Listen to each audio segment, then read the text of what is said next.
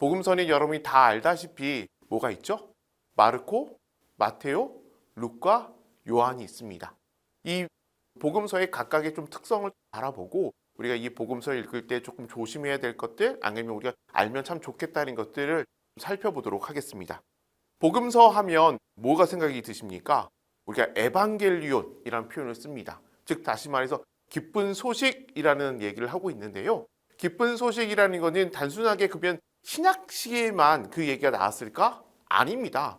구약에서도 그 얘기가 나옵니다.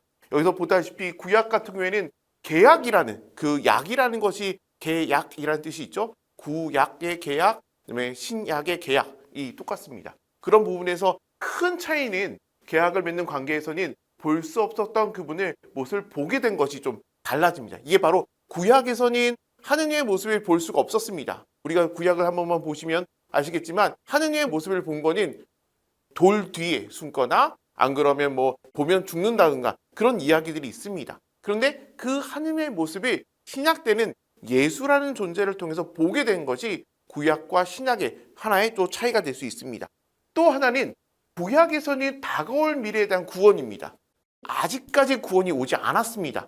즉 다시 말해서 이렇게 살면 구원받는다라는 것을 얘기만 하고 있었지, 그것을 물론 율법이라는 것을 지킴을 통해서 얘기를 하고 있었지, 구원이 된다라는 막연한 생각이었다고 한다면 신약 같은 경우에는 이미 성취된 구원을 지칭하고 있습니다. 즉 예수라는 존재를 통해서 그래 우리는 구원받을 거야 라는 확신을 보이는 것입니다.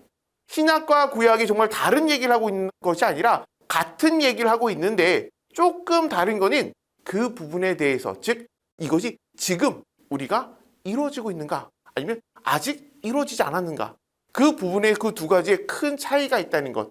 누구의 존재? 예수란 존재로 그 차이가 있습니다. 그래서 여기서 중요한 것 중에 하나가 예수가 선포하는 기쁜 소식입니다.